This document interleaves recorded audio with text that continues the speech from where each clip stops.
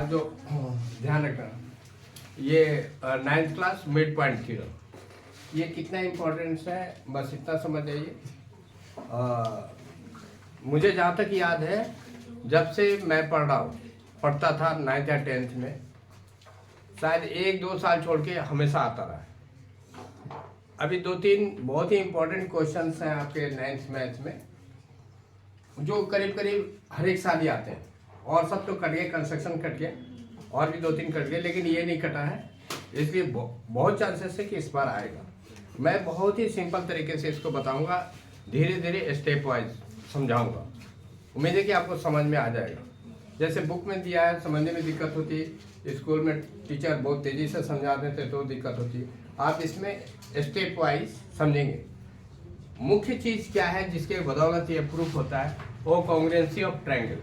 दो ट्रायंगल को कंपेयर करने का 2 तरीका होता है, या तो सिमिलर होगा या कॉन्ग्रुएंट होगा।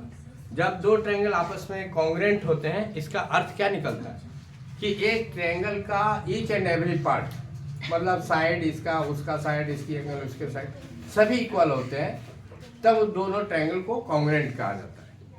कॉन्ग्रुएंट जैसे मेरा हाथ, ये दोनों एक दूसरे को ढक लेगा। आपका हाथ हमारे यहाँ पंजे से नहीं ढकेगा, आपका पंजा हमारा पंजा ढकेगा नहीं। सिमिलर है लेकिन कॉन्ग्रुएंट नहीं। उसी टाइप से अगर 2 ट्रायंगल एक दूसरे के कॉन्ग्रुएंट है, तो ईच एंड एवरी पार्ट एक ट्रायंगल का, each and every part of other triangle वो इक्वल होता है, तो उसको कॉन्ग्रुएंट करते हैं। जो आपने पढ़ रखा है, कई कंडीशन होता है, side side side, side angle side, ये सारे होते हैं। इसी बेसिस पे ये मिड पॉइंट थ्योरम है। आइए चले देखते हैं मिड पॉइंट थ्योरम।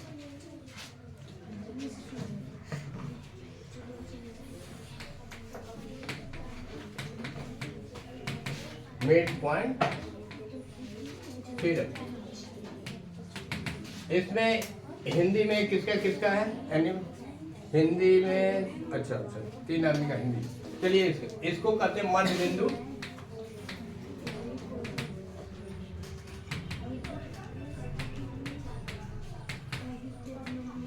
मध्य बिंदु पर में तो आप लोग भी समझ जाएंगे, कोई टेढ़ा नहीं है, कोई भी समझ सकता है, थोड़ा सा ध्यान दें। मध्य बिंदु पर में ये क्या चीज है? पहले इंग्लिश में, joining the mid point of the side of A triangle,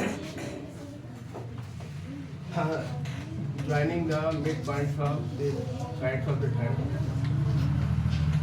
The line is parallel and half of the third side. Hindi में किसी त्रिभुज के किन्हीं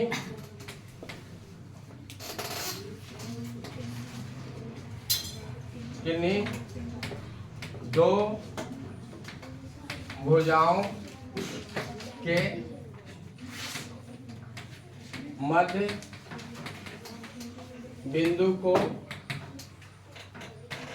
मिलाने वाली रेखा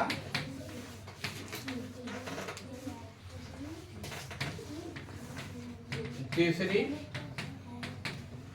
रेखा के समानांतर तथा आधी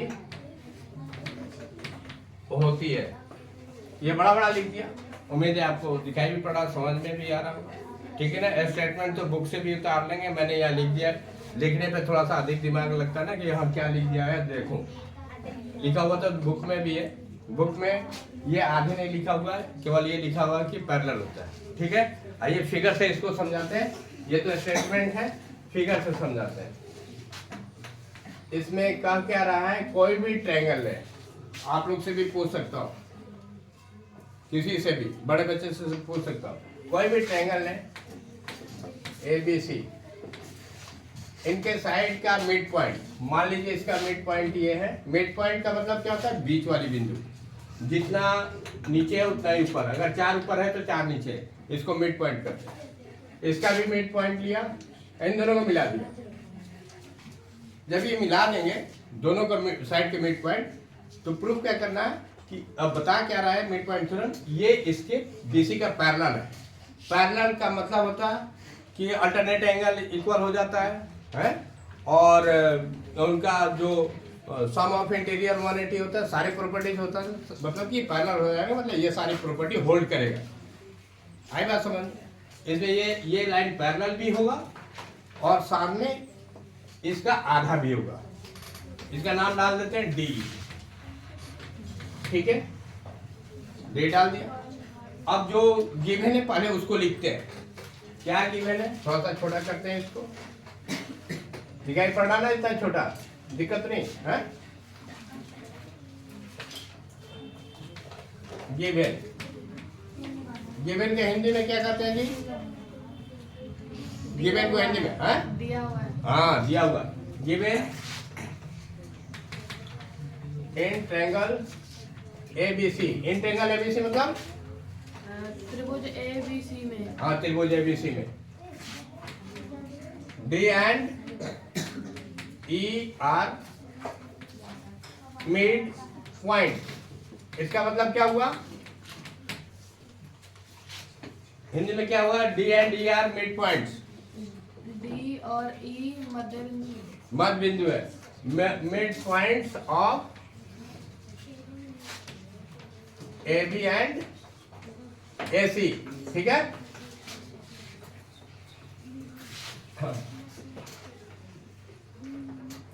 टू प्रूफ, साबित करना है। ठीक है, जो प्रूफ क्या करना है?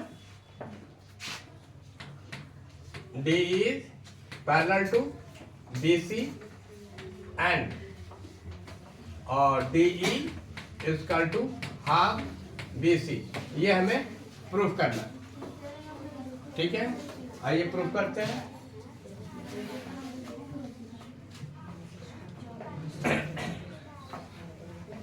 कंस्ट्रक्शन, कंस्ट्रक्शन का मतलब रचना है, जो अपने तरफ से आप बना रहे हैं।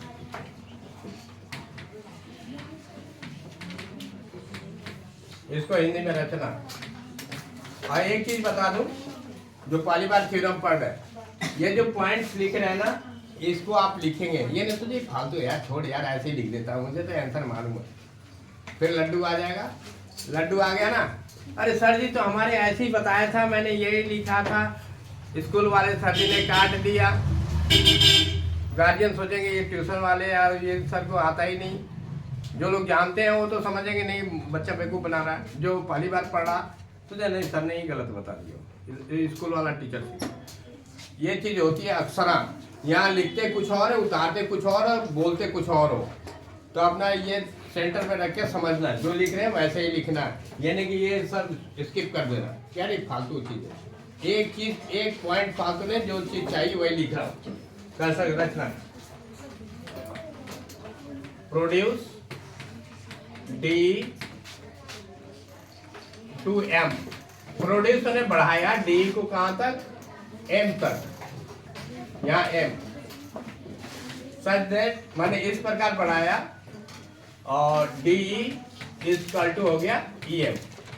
इस तरह बढ़ाया, इतना हो गया। ठीक है, अप्रूव।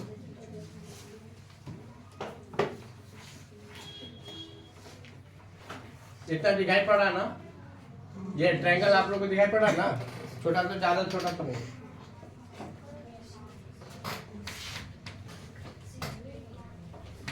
प्रमाण, प्रूफ क्या हिंदी? प्रमाण। प्रमाण दे रहे हैं कैसे?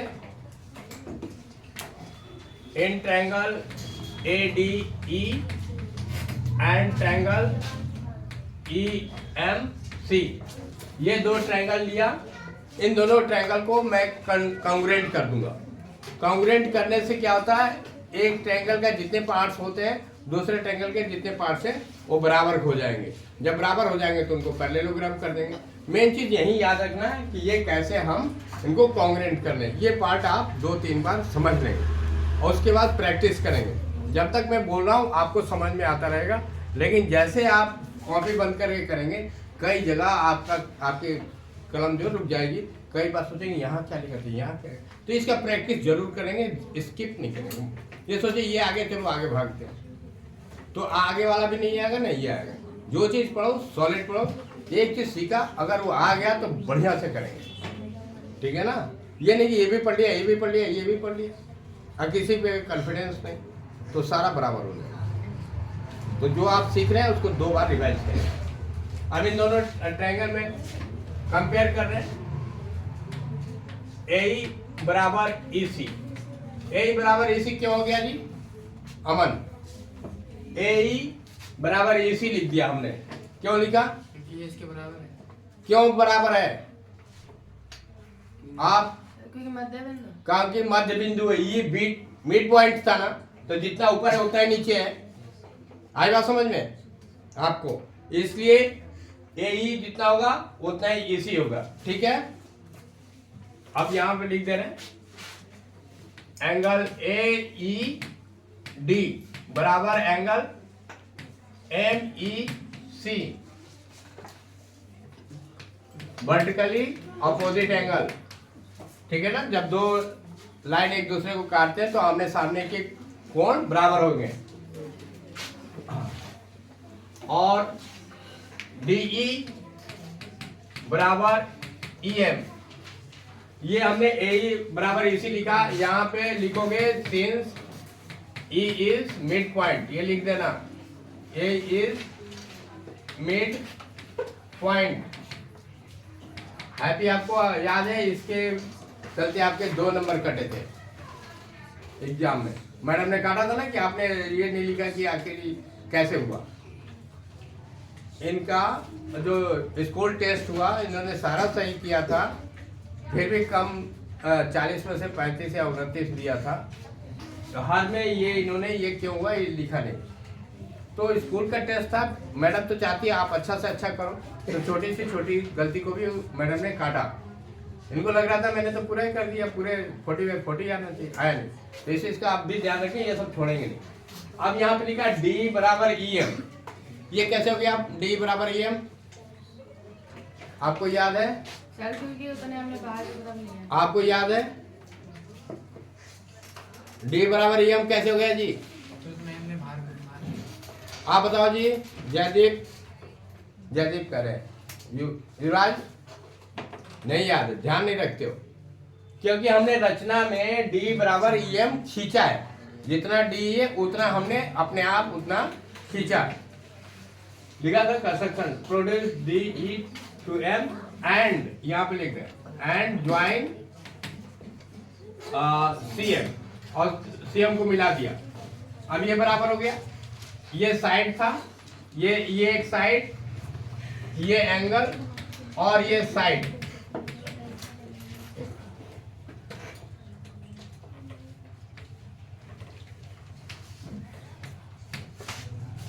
अब ये किससे कॉन्ग्रुएंट हुए? किस कंडीशन से? Criteria, good. Side angle side से ट्रायंगल दोनों कॉन्ग्रुएंट हुआ। Therefore triangle ADE congruent. Congruent का साइन भी इक्वल मत डाल देना। कॉन्ग्रुएंट कैसे डालता है? इक्वल डाल के उस पर एक समुद्री लहर बना दो। और ट्रायंगल EMC दोनों कॉन्ग्रुएंट होंगे। ये चीज भी ध्यान रखेंगे, ट्रायंगल भी डालेंगे, ट्रायंगल का जो सिंबल डाला। जब ये कॉन्ग्रुएंट हो जाते हैं तो दोनों पार्ट बराबर हो जाते हैं। दिस इंप्लाइज AD बराबर CM। CPCT भी आपको लिखना जरूरी है। और AD किसके बराबर है? DB के बराबर। ये AD DB के, क्योंकि D मध्य बिंदु है, बराबर CM। अब ये इसके बराबर हो गया। अगेन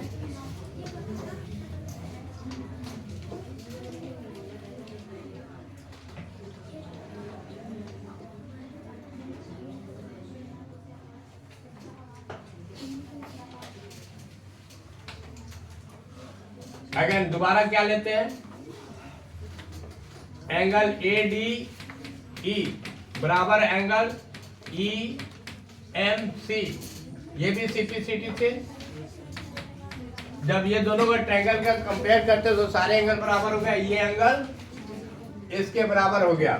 ये क्या देता है, ये इंप्लाइज करता है AB पैरेलल टू CM या DB parallel to BC, BD parallel to CM।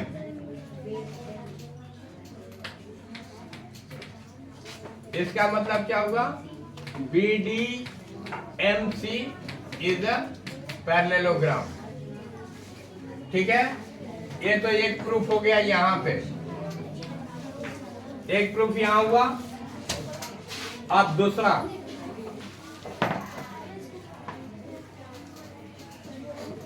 therefore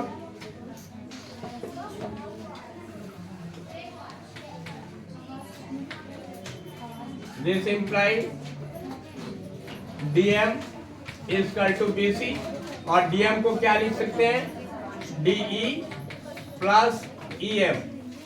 ये पूरा DM को DE प्लस EM लिख सकते हैं बराबर BC, और DM EM दोनों बराबर बराबर है, इसलिए DE plus DE is equal to BC। 2DE बराबर BC,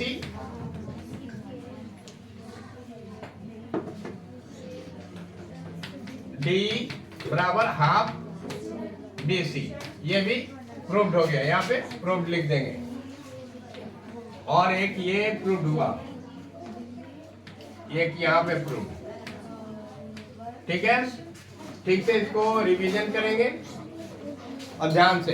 दो ट्रायंगल को कॉन्ग्रुएंट किया है, कॉन्ग्रुएंट करने के बाद उसके पार्ट्स को इक्वल किया, फिर एंगल को इक्वल किया। इतना ठीक से आना चाहिए। जब उनके पार्ट्स इक्वल हो जा रहे हैं तो फिर वो एक पैरेललोग्राम बन जाता है, समानांतर चतुर्भुज। जब समानांतर चतुर्भुज बन गया तो उसके आमने सामने की भुजा बराबर होगी। ठीक है, और बराबर और समानांतर होगी। उस थ्योरम का यूज किया, उस प्रॉपर्टी का यूज किया। यहाँ पे ये पैरेलल हो गया, ये इसके बराबर हो गया। DM बड़ा वाला DM जो था,